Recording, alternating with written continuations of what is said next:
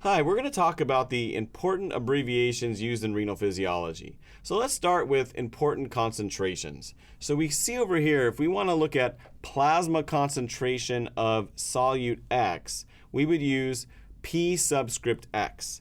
If we were going to look at the urine concentration of X, we would use U subscript X.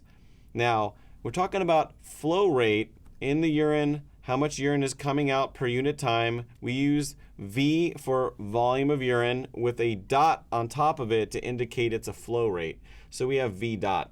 Now we have the transport rate of X, and this is referring to either reabsorption, where the kidney is taking the solute and putting it back into the blood, or we have secretion of X, where you're putting the solute into the tubular fluid from the plasma. So we can call those together the Tx, the transport rate of X.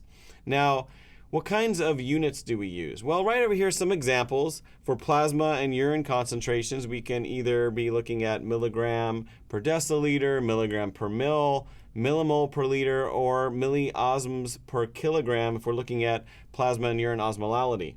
For V dot, we're looking at mils of urine per minute or liters of urine per day. And when we're talking about the transport rate of X, we're talking about the amount of X transported per unit time. So we're dealing with milligrams of X per minute, millimoles of X per day, or milliequivalents of X per day.